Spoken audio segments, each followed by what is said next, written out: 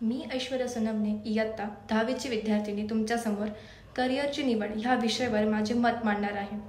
आजच्या आधुनिक युगातील विद्यार्थ्यांसमोर आणि त्यांच्या पालकांसमोरील सर्वात मोठा प्रश्न म्हणजे SSC किंवा 12वीची परीक्षा उत्तीर्ण होताच यापुढे आता काय करावे असा प्रश्न उभा राहतो। किशोरवयीन मुलगा किंवा मुलीला करिअरची निवड करणे शक्य नसल्यामुळे त्यांना पालक, वडील, शिक्षक, व्यावसायिक मार्गदर्शन केंद्र आणि करिअर नियोजनावरील पुस्तकांचा सल्ला घ्यावा लागतो।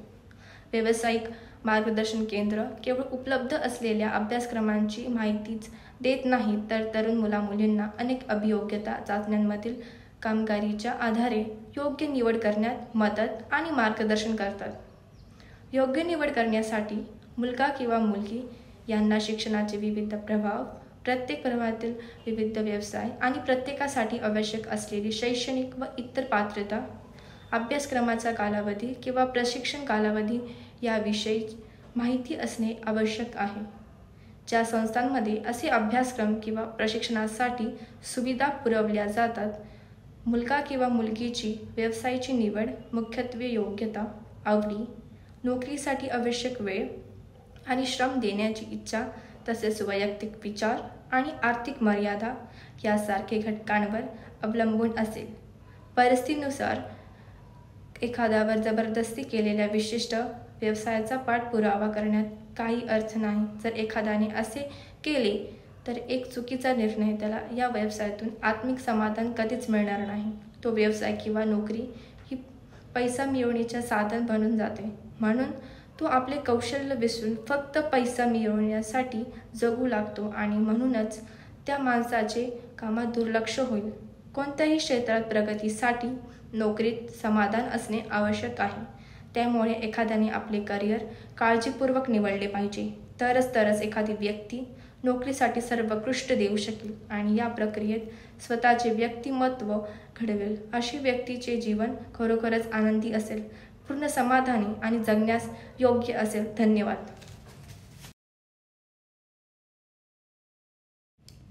नमस्कार, मी इयत्ता 8वीची विद्यार्थिनी विहा चौधरी मुलांना अभ्यासासाठी करा प्रेरित या विषयावर बोलणार आहे।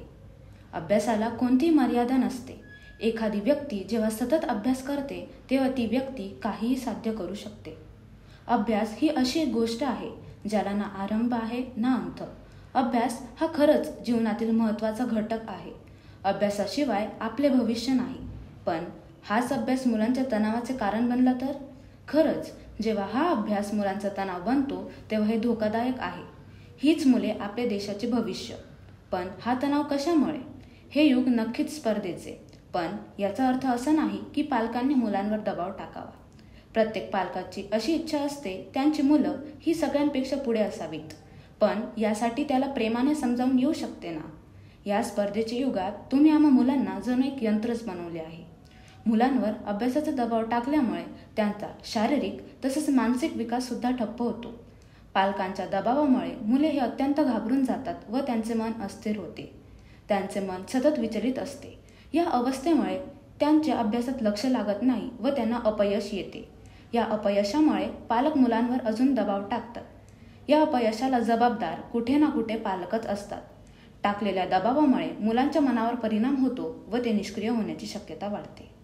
मुलांना अभ्यासासाठी प्रेरित करणे हे योग्यच आहे, परंतु हे सांगताना कुठेही रागाची व दबावाची जाणीव व्हायला नको। धन्यवाद।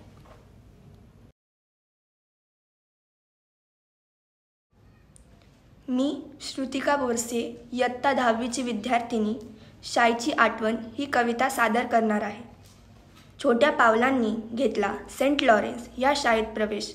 होते नवीन वर्ग व नवीन गणवेश। नवीन मित्र बनवण्याची उत्सुकता होती फार, पण आता येते या सर्वांची आठवण वारंवार। केव्हा शाळा सुटणार याची पाहायचो आम्ही वाट, पण आता सोडावी लागणार या शाळेची साथ। ज्या शाळेचे बोट धरून चालत होतो 13 वर्ष, आता विसरावा लागेल हा सारा हर्ष। ह्या सर्व आठवणी बांधून चालणार आहो पुढे। पुन्हा भेटणार का आम्हास अशी चांगली शाळा कुठे?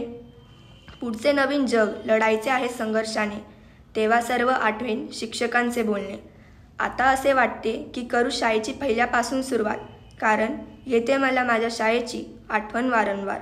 धन्यवाद।